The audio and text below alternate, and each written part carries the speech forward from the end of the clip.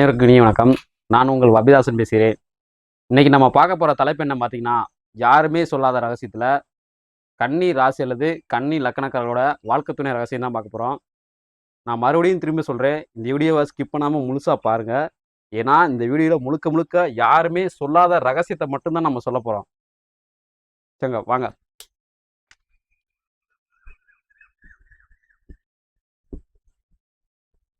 கன்னி ராசி அல்லது லக்னம்.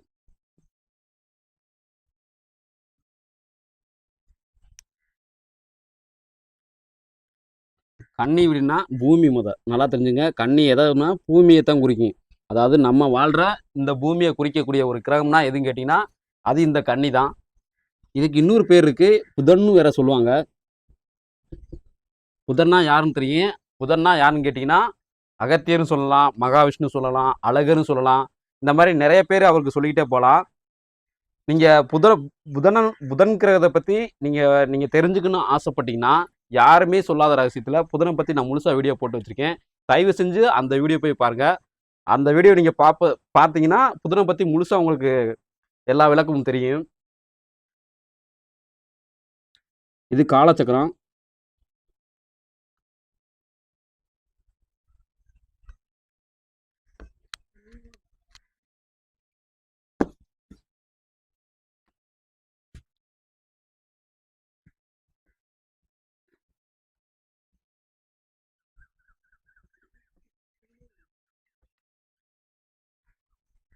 இது பார்த்தீங்கன்னா காலச்சக்கரம். மொத்தம் இதில் 12 வீடு இருக்குது. இதில் எது பூமியை குறிக்கக்கூடிய வீடு எதுன்னு கேட்டிங்கன்னா இது மட்டும்தான் பூமியை குறிக்கும். இந்த வீடு பூமியோட வீடு. இதுதான் கன்னி வீடு.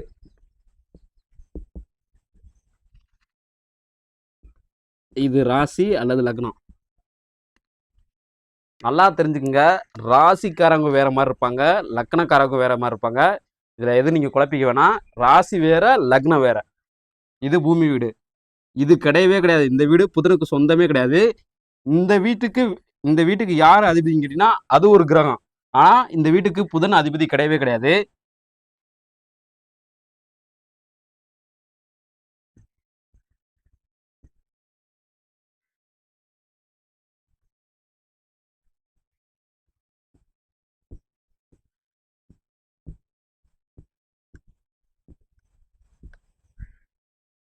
அதே மாதிரி நல்லா தெரிஞ்சுங்க.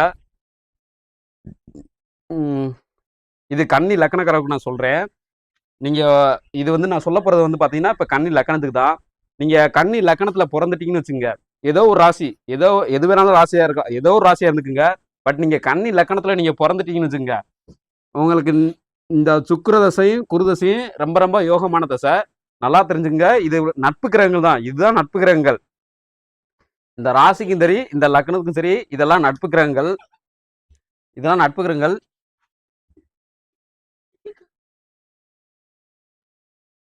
இந்த இந்த 2 தசை நடக்கும்போதும் உங்க வாழ்க்கையில அபரிவிதமான முன்னேற்றத்தையும் மிகப்பெரிய வெற்றியும் சந்திப்பீங்க உங்க வாழ்க்கையில. இந்த சுக்கிரன் தசை எப்ப நடக்கும் கேட்டீங்கன்னா மேக்சிமம் கன்னி லக்கணத்துல பிறந்தவங்களுக்கு முதுமை காலத்திலேயும், இந்த குரு தசை எப்ப நடக்கும் பாத்தீங்கன்னா இளமை காலத்திலையும் உங்களுக்கு நடக்கும்.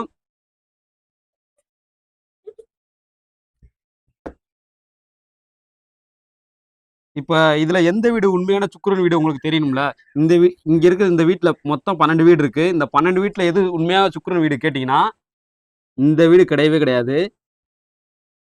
இந்த வீடு தான் சுக்கிரனுக்கு சொந்தம். சுக்கிரன். அதே மாதிரி இங்க 2 குரு வீடு இருக்கு. இதுல எந்த வீடு குருவோட வீடுன்னு கேட்டீங்கன்னா இந்த வீடு கிடையவே கிடையாது.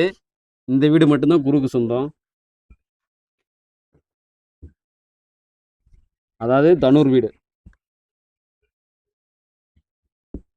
இது பாத்தீங்கன்னா ரிஷப வீடு.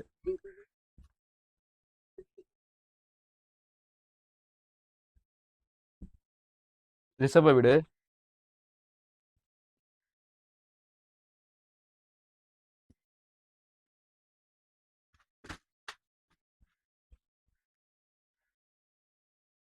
இப்ப கன்னி லக்கணத்துல பிறந்தவங்க, அதாவது கன்னி ராசியா இருந்தாலும் சரிதான், கன்னி லக்கணமா இருந்தாலும் சரிதான், நீங்கள் மோஸ்ட்லி யாரை கல்யாணம் பண்ணணுமா கேட்டிங்கன்னா, இது ரிஷபம்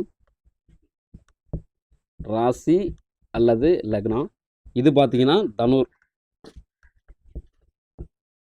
தனுர் ராசி அல்லது லக்னம்.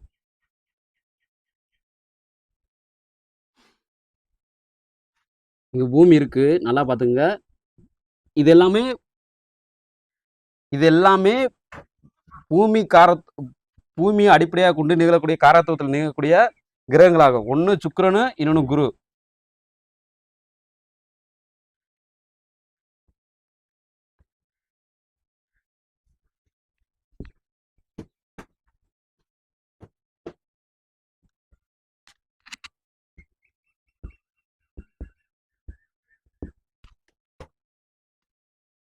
இங்கே ரிஷபம், இங்கே பார்த்தீங்கன்னா தனுர்.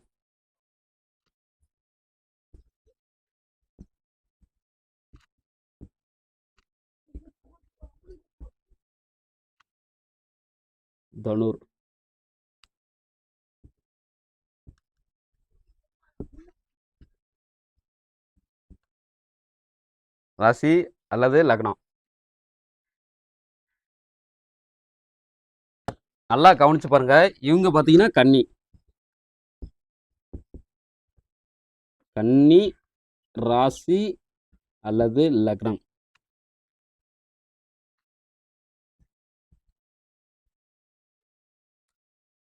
இப்ப இந்த கன்னி ராசிக்காரங்களுக்கு யாரை பிடிக்கும் கேட்டீங்கன்னா, கன்னி ராசி அல்லது கன்னி லக்கணத்துல பிறந்தவங்களுக்கு யாரை பிடிக்கும் கேட்டீங்கன்னா, இங்க இருக்கிற ரிஷப ராசிக்காரங்களையும் ரிஷப லக்கணக்காரங்களையும் தான் ரொம்ப பிடிக்கும்.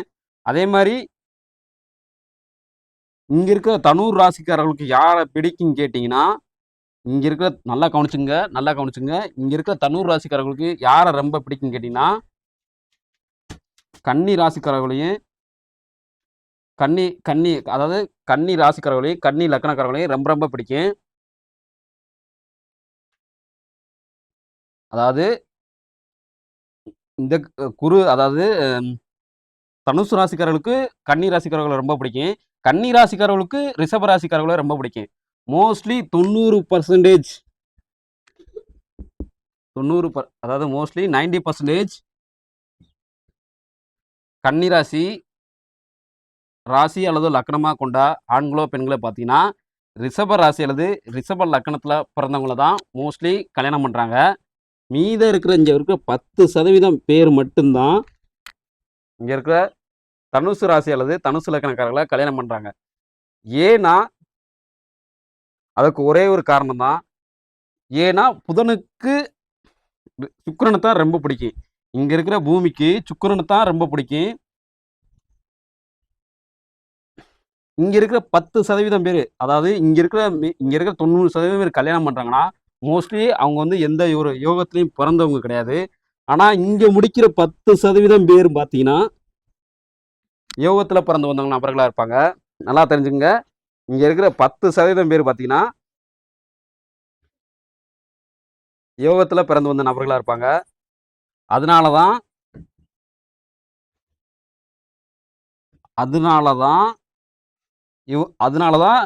தனுசு ராசிக்காரங்களை இவங்க கல்யாணம் பண்றாங்க.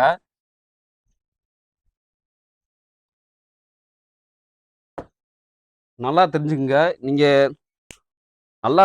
மறுபடியும் சொல்றேன், ஒரு தடவை நல்லா கவனிச்சுக்குங்க. நீங்க கன்னி ராசிக்காரவளா இருந்தா ஒன்று ரிஷப் ராசிக்காரவங்கள தான் கல்யாணம் பண்ணிக்கணும். இன்னொன்று பார்த்தீங்கன்னா தனுசு ராசிக்காரவங்கள தான் கல்யாணம் பண்ணிக்கணும். நீங்க கன்னி லக்கணமா இருந்துட்டீங்கன்னா ஒன்று தனுசு லக்கண ஆட்களை கல்யாணம் பண்ணிக்கணும். இல்லாட்டா சுக்கிர லக்கண ரிஷப லக்கண ஆட்களை நீங்க கல்யாணம் பண்ணிக்கணும். நல்லா தெரிஞ்சுங்க. இப்படித்தான் கல்யாணம் பண்ணணும். இதை தவிர நீங்க மாத்தி கல்யாணம் பண்ணிட்டீங்கன்னு வச்சுங்க, உங்க இல்லற வாழ்க்கை நல்லாவே இருக்காது. ஏன்னா இவங்க 2 பேர் மட்டும்தான். நல்லா தெரிஞ்சுங்க. கன்னிராசியில பிறந்தவங்க, கன்னி லக்கணத்துல பிறந்தவங்க நல்லா தெரிஞ்சுக்குங்க. இவங்க 2 பேர் மட்டும்தான் உங்க குணங்களை சீர்தூக்கி பார்த்து உங்களை பொறுமையா வழிநடத்தி செல்லக்கூடிய குணம் படைத்தவர் யாருன்னு கேட்டீங்கன்னா, ஒன்று ரிஷப ராசிக்காரங்க, இன்னொன்று பார்த்தீங்கன்னா தனுசு ராசிக்காரங்க. அதே மாதிரி பார்த்துங்க, ஒன்று ரிஷப லக்கணக்காரங்க, இன்னொன்று பார்த்தீங்கன்னா தனுசு லக்கணக்காரங்க. இவங்கள தவிர நீங்க யாரையாச்சும் நீங்க கல்யாணம் பண்ணிட்டீங்கன்னு வச்சுக்கோங்க உங்க வாழ்க்கையில, நீங்க மிகப்பெரிய பிரச்சனைகள சந்திப்பீங்க. கல்யாணம் பண்ணிரலாம். ஒண்ணும் பிரச்சனை இல்ல. ஒரு பெண்ணு, ஒரு ஆணு பிடிச்சிருச்சு. கல்யாணம் பண்ணிக்கலாம். இதுல எந்த விதமான தப்புமே கிடையாது. ஆனா, ஒரு 20 வருஷம் வரை நல்லா இருப்பீங்க. ஒரு குறைஞ்சபட்சம் ஒரு 30 வருஷம் தான் நல்லா இருக்கீங்கன்னு வச்சுக்கோங்க. அதுக்கப்புறம் வருஷத்துல பார்த்தீங்கன்னா, சண்டை வரும். சச்சரவு வரும். ஏன்னா, நீங்க மாத்தி கல்யாணம் பண்ணிட்டீங்க. நீங்க இதுபடி கரெக்ட்டா நீங்க கல்யாணம் பண்ணிட்டீங்கன்னு வச்சுக்கோங்க. எந்த ஒரு பிரச்சனையுமே உங்க வாழ்க்கையில வரவே வராது. இத் குடும்பத்துக்குள்ள எப்படி சொல்றது? ஒரு சலசலப்பு, ஒரு சண்டை, கைகலப்பு எந்த விதமான அந்த விதமான ஒரு பேச்சுக்கே இங்க இடமே கிடையாது. ஏன்னா, இவங்களுக்கு உங்களுக்கு இவங்கள ரொம்ப பிடிக்கும். இவங்களுக்கு உங்கள ரொம்ப பிடிக்கும். அவ்வளதான். இதுல கான்செப்ட்டே அவ்வளதான். நீங்க இதுல மாத்தி கல்யாணம் பண்ணும்போது மட்டும் தான் உங்களுக்கு பிரச்சனை ஏற்படுது உங்க வாழ்க்கையில. முக்கிய காரணம் நீங்க மாத்தி கல்யாணம் பண்ணிட்டீங்க. அதுதான் பிரச்சனையே. ஸோ, அதனால நீங்க கன்னி ராசியில பொறந்துட்டீங்கன்னா, ஒண்ணு தனுசு ராசிக்காரவள நீங்க கல்யாணம் பண்ணணும். இல்லட்டா நீங்க ரிஷப ராசிக்காரவள கல்யாணம் பண்ணணும். இதுதான் ஆப்ஷனு. உங்களுக்கு ஆப்ஷனே கிடையாது. அதே மாரி கன்னி லக்கணத்துல நீங்க பொறந்துட்டீங்கன்னா, ஒண்ணு தனுசு லக்கணம் ஆட்கள நீங்க கல்யாணம் பண்ணிக்கணும். தனுசு லக்கணத்துல பிறக்கக்கூடிய ஆண்களையோ, பெண்களையோ நீங்க கல்யாணம் பண்ணிக்கணும். 2வது பார்த்தீங்கன்னா, ரிஷப லக்கணத்துல பொறக்கக்கூடிய ஆண்களையோ, பெண்களையோ நீங்க கல்யாணம் பண்ணிக்கிறணும். இல்லைன்னா, உங்க வாழ்க்கையில மிகப்பெரிய பிரச்சனைகள சந்திப்பீங்க. கல்யாணம் முடிக்கும்போது தெரியவே தெரியாது. ஏன்னா, நீங்க கல்யாணம் பண்ணும்போது நல்லா தெரிஞ்சுக்கங்க. ஒரு அ ஒரு உதாரணத்த எடுத்துக்கலாம். இப்ப லக்கணத்துல புதன் இருக்கு. அதாவது கன்னி லக்கண ஆண்மகன். கன்னி லக்கண ஆண்மகன் கன்னி லக்க அதாவது இப்ப எனக்கு ஒரு 20 வயசு நடக்குதுன்னு பார்த்துக்கங்க. அதாவது எனக்கு ஒரு 20 வயசு நடக்குதுன்னு பார்த்துக்கங்க. அதாவது 20 டூ சாரி 30ன்னே வச்சுக்கங்க. 30 வயசு எனக்கு நடக்குது. நான் இப்ப கல்யாணம் பண்ண போறேன். நல்லா புரிஞ்சுக்கங்க. நான் இப்ப கல்யாணம் பண்ண போறேன். ஒரு பொண்ண. எனக்கு இப்ப நடக்கக்கூடிய தசை பார்த்தீங்கன்னா, புதன் தசை. நல்லா தெரிஞ்சுக்கங்க. இங்க இருக்கக்கூடிய புதன் திசை. அப்ப நான் கல்யாணம் பண்ண போற பொண்ணுக்கு என்ன தசை நடக்கணும்னு கேட்டீங்கன்னா, அந்த பொண்ணுக்கு குரு தசை நடக்கணும். இல்லாட்டா சுக்கிர தசை நடக்கணும். 2ல ஏதாச்சும் ஒரு தசை நடக்கணும். இல்ல அந்த திருமண வாழ்க்கை நல்லாவே இருக்காது. நல்லா தெரிஞ்சுக்கங்க. அந்த திருமண வாழ்க்கை நல்லாவே இருக்காது. இந்த விதிய மறுபடியும் சொல்றேன் நல்லா கேட்டுங்க. நான் கன்னி லக்கணத்துல பொறந்திருக்கேன். உதாரணத்துக்கு சொல்றேன். நான் கன்னி லக்கணத்துல பொறந்திருக்கேன். நான் கன்னி லக்கணத்துல பொறந்திருக்கேன். எனக்கு வயசு 30 ஆகப்போது. நான் ஒரு பொண்ண இப்ப கல்யாணம் பண்ண போறேன். எனக்கு இந்த 30 வயசுல புதன் தசை நடக்குது. நான் கல்யாணம் பண்ண போற பொண்ணுக்கு என்ன தசை நடக்குன்னு கேட்டீங்கன்னா, இங்க உள்ள குரு தசையோ அல்லது சுக்கிர தசையோ நடக்கணும். அப்பனா தான் அந்த திருமண வாழ்க்கை நிலைச்சு நிக்கும். இல்லாட்டா கண்டிப்பா நிலைச்சே நிக்காது. இப்ப பார்த்தீங்கன்னா, நம்ம நட்பு கிரக சேர்க்கை பார்க்க போறோம்.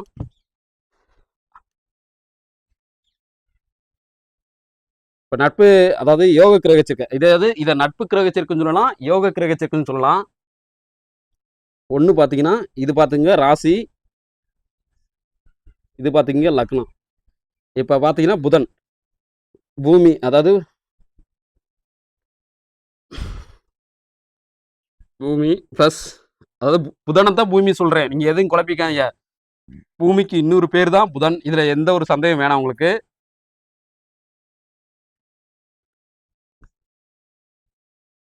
இப்ப குரு 2வது பார்த்தீங்கன்னா, புதன் பிளஸ் சுக்கிரன். 3வது பார்த்தீங்கன்னா, குரு பிளஸ் பூமி. 4வது பார்த்துக்கிட்டீங்கன்னா, சுக்கிரன் பிளஸ் பூமி.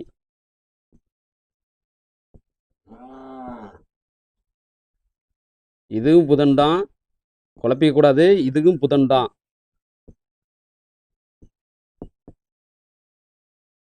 நல்லா தெரிஞ்சுங்க. இதுவும் புதன் தான். இதுவும் தான். இதெல்லாம் ராசி. இதெல்லாம் லக்னம். இதெல்லாம் நட்பு கிரக சேர்க்கைன்னு சொல்லலாம். அல்லது யோக கிரக சேர்க்கைன்னு நம்ம சொல்லலாம்.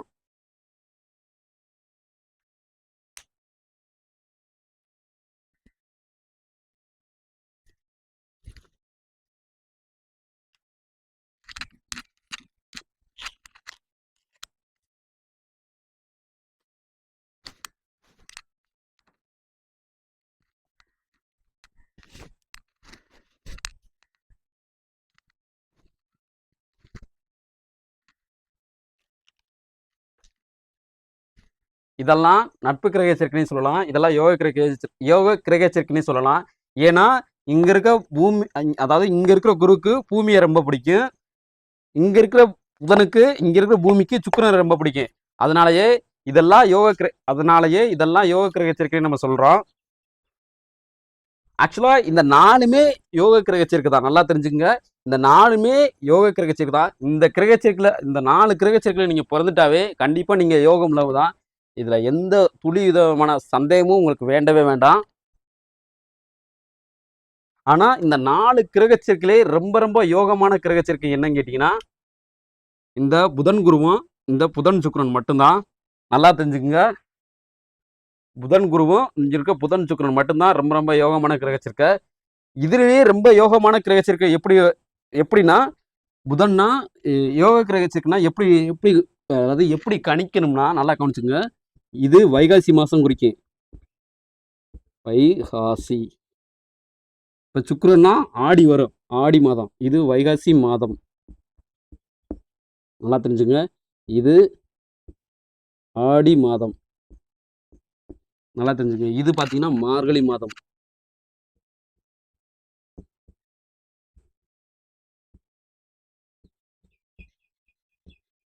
இது மார்கழி மாதம். அப்பனா இங்க பிளஸ் குரு வரும். குரு பிளஸ் இங்கேயும் குரு வரும். குரு பிளஸ். ஏன்னா இது மாசம், இது நாள், இது நேரம். நல்லா கவனிச்சுக்கோங்க. இது மாசம், இது நாள், நேரம். சாரி, இது இது மாசம், இது நாள், இது நேரம். ஸோ இப்படி பிறந்தவங்கன்னா இவங்கன்னா இந்த புதன் குரு கிரக சேர்க்கையிலேயே நிறைய மாசத்துல பிறந்து வந்திருப்பாங்க. புதன் சுக்கிரன் கிரக சேர்க்கையிலேயே அதாவது டிஃப்ரெண்ட் மாசத்துல, அதாவது இருக்கக்கூடிய மாசத்துல எல்லாத்துலயும் பிறந்து வந்திருப்பாங்க. ஆனா இந்த மாசத்துல நீங்க ஏறி பிறக்கும்போது இங்க குருவோ அல்லது சூரியனோ அல்லது சந்திரனோ இல்ல புதனோ, நல்லா தெரிஞ்சுங்க, அல்லது புதனோ இல்ல சுக்கிரனோ, முன்னாடி சுக்கிரனோ வந்துட்டா அந்த மாசத்துல பிறக்கக்கூடியலாம் யாரும் அந்த மாசத்துல பிறந்துட்டீங்கன்னா, அதாவது நினைச்சுங்க, இந்த மாசத்துல நீங்க பிறந்துட்டுன்னா மிக மிக மிக அதாவது ரொம்ப ரொம்ப நீங்க யோகமான கிரக சேர்க்கையில பிறந்த நபர்களா இருப்பீங்க. இப்ப கன்னி ராசிக்கு பாத்தீங்கன்னா என்ன, அதாவது இப்போ சொல்றேன், இது கன்னி லக்கணக்காரங்க. கன்னி லக்கணக்காரங்களுக்கு நீங்க என்ன பிளட் குரூப் பாத்தீங்கன்னா, ஒருவேளை நீங்க கன்னி லக்கணமா இருந்துட்டீங்கன்னா உங்களுக்கு இருக்கக்கூடிய பிளட் குரூப் பாத்தீங்கன்னா பி பாசிட்டிவ். நல்லா தெரிஞ்சுக்குங்க, பி பாசிட்டிவ். நீங்க அதே மாதிரி தனுசு லக்கணமா இருந்துட்டீங்கன்னா, சாரி, இங்க பி பாசிட்டிவ் வராது, ஓ பாசிட்டிவ் வரும். நல்லா தெரிஞ்சுங்க, ஓ பாசிட்டிவ். ஓ பாசிட்டிவ். இங்க என்ன பிளட் குரூப் இருந்தா பி பாசிட்டிவ் வரும். இங்க என்ன பிளட் குரூப் வரும் பார்த்தீங்கன்னா, இங்க ஓ பாசிட்டிவ் தான் வரும். O positive. இது எல்லாமே கன்னி லக்கணத்துல பிறந்தா நீங்க ஓ பாசிட்டிவா இருப்பீங்க. தனுசு லக்கணத்துல பிறந்தா நீங்க பி பாசிட்டிவா இருப்பீங்க. அதே மாதிரி சுக்கிரன் லக்கணத்துல, அதாவது சுக்கிரன் லக்கணத்துல பிறந்துட்டீங்கன்னா அதாவது ரிஷப லக்கணத்துல நீங்க பிறந்துட்டீங்கன்னா ஓ பாசிட்டிவா இருப்பீங்க. நல்லா தெரிஞ்சுங்க. நீங்க இந்த ராசி அல்லது இந்த லக்கணக்காரர்களை கல்யாணம் பண்ண, இந்த ராசிக்காரர்கள் அல்லது இந்த லக்கணக்காரர்களை நீங்க கல்யாணம் பண்ணா மட்டும்தான் உங்க வாழ்க்கை சீரும் சிறப்புமா இருக்கும். இல்லைன்னா கண்டிப்பா இருக்காது. ஒரு 10 வருஷம் நல்லா இருப்பீங்க, 20 வருஷம் நல்லா இருப்பீங்க, 30 வருஷம் சண்டை போட்டு விட்டுருவீங்க. ஏன்னா உங்களுக்கு உங்களை அறிஞ்சு புரிஞ்சு நடக்கக்கூடியவங்க யாரும் பார்த்தீங்கன்னா, ஒன்று தனுசு ராசிக்காரங்களா இருப்பாங்க, இல்லை தனுசு லக்கணக்காரங்களா இருப்பாங்க. இன்னொன்று பார்த்தீங்கன்னா ரிஷப ராசிக்காரங்களா இருப்பாங்க. இன்னொன்று பார்த்தீங்கன்னா ரிஷப லக்கணக்காரங்களா இருப்பாங்க. இது போல பல அருமையான தகவலை நீங்க தெரிஞ்சுக்கணும்னு ஆசைப்பட்டீங்கன்னா, நம்மளுடைய புதன்குரு ஆஸ்ட்ரோ சேனலை நீங்க சப்ஸ்கிரைப் பண்ணி வச்சுங்க. அங்க இருக்கிற பெல் ஐக்கானை பிரஸ் பண்ணி வச்சுங்க. பாய்.